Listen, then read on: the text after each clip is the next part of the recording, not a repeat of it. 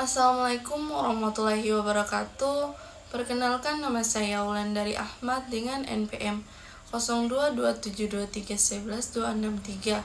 Mata kuliah Ekonomi Syariah. Dosen pengampu Bapak Dr. Jufri Jacob SE MSI, kelas 3E, jurusan Akuntansi, Fakultas Ekonomi dan Bisnis. Di sini saya akan menjelaskan tentang ekonomi Islam dalam lintas sejarah. Tentang ekonomi Islam.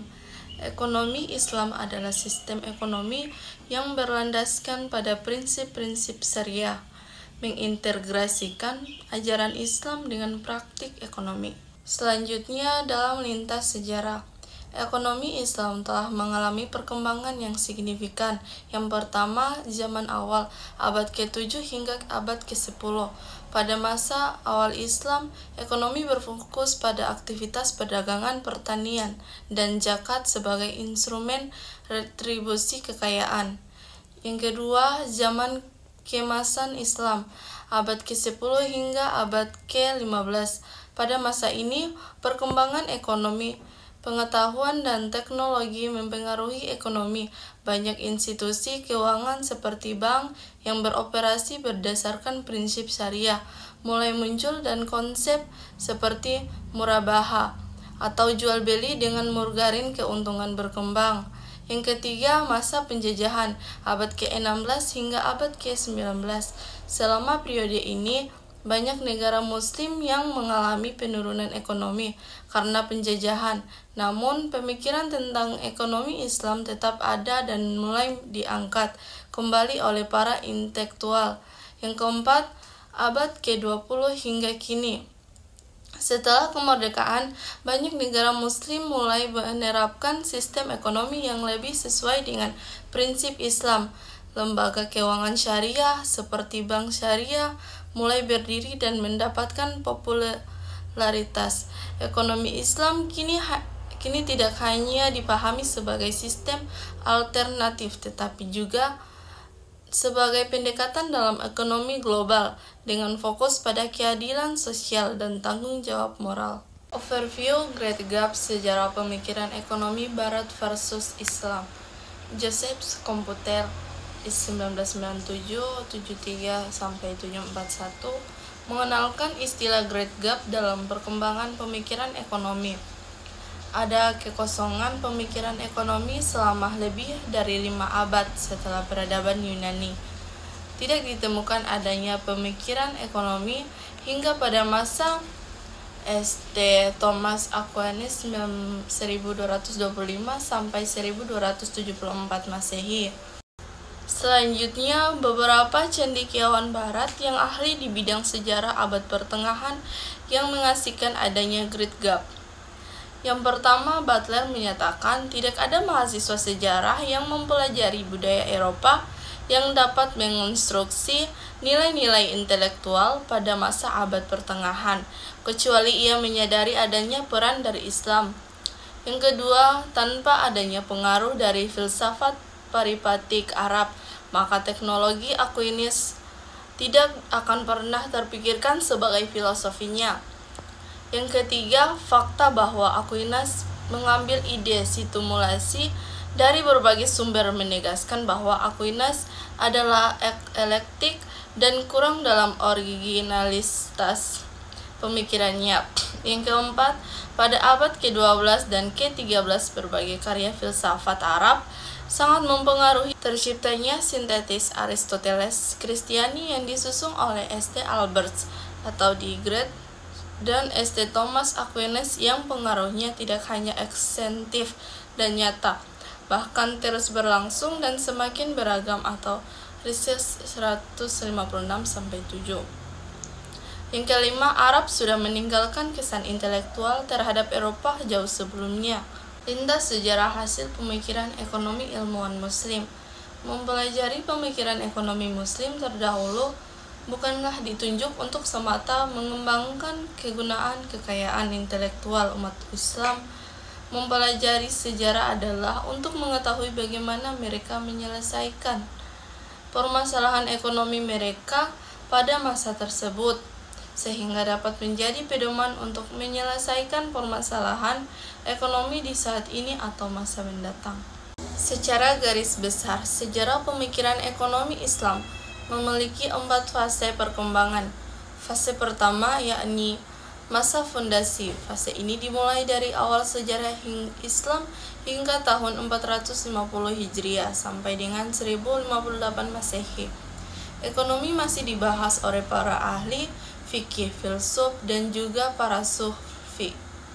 Fase kedua, pada fase ini pemikiran ekonomi Islam berkembang secara pesat, dimulai dari tahun 450 Hijriah sampai dengan 1058 Masehi, hingga tahun 850 Hijriah sampai dengan 1446 Masehi.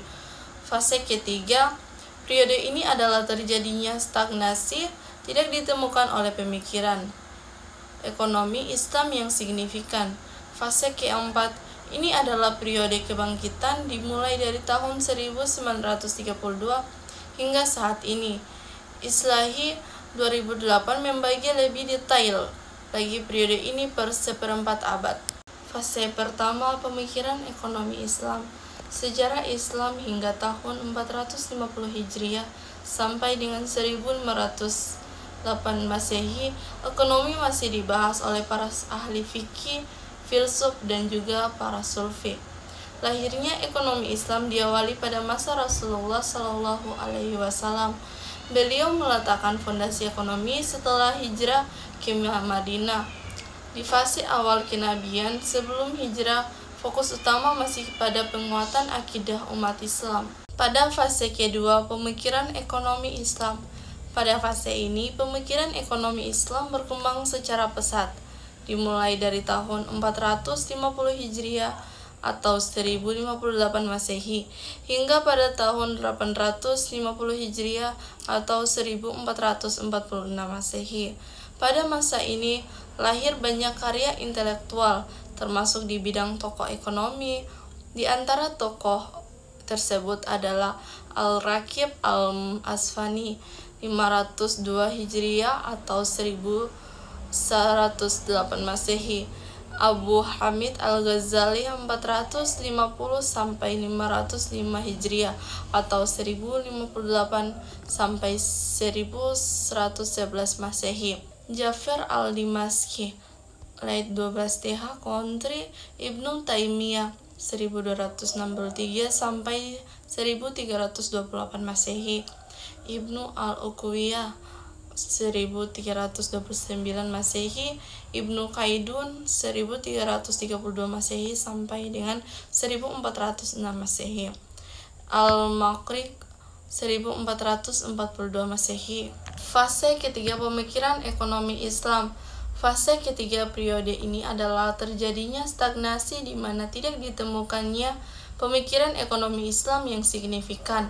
Periode ini mulai dari tahun 850 Hijriah atau 1446 Masehi hingga 1350 Hijriah atau 1932 Masehi. Para ulama fikih pada masa ini cenderung lebih banyak mengutip pemikiran para ulama sebelumnya dan juga mengeluarkan fatwa berdasarkan mazhab mereka masing-masing. Di abad 19 Masehi, pada awal abad 20 Masehi, mulai muncullah sejumlah tokoh yang mendorong pengembangan pemikiran berbasis Al-Quran dan Sunnah. Di antara para tokoh tersebut adalah Syahwaliyah 1703 sampai 1762 Masehi dan Muhammad Iqbal 1877 sampai 1938 Masehi. Baik, selanjutnya di sini saya akan menyampaikan kesimpulan dari materi yang telah saya paparkan dari video sebelumnya. Jadi di sini ada ekonomi Islam adalah sistem ekonomi yang didasarkan pada prinsip-prinsip syariah Islam, bertujuan untuk menciptakan kesejahteraan masyarakat secara adil dan merata. Ekonomi Islam memiliki nilai-nilai utama seperti keadilan, keseimbangan, kebersamaan, dan solidaritas, yang semuanya diatur untuk menghindari eksploitasi, riba atau bunga, masyir atau perjudian, dan gharar atau ketidakpastian. Baik, itu saja materi yang dapat saya paparkan melalui video kali ini. Lebih dan kurangnya saya mohon maaf. Billahi taufiq wal hidayah. Wassalamualaikum warahmatullahi wabarakatuh.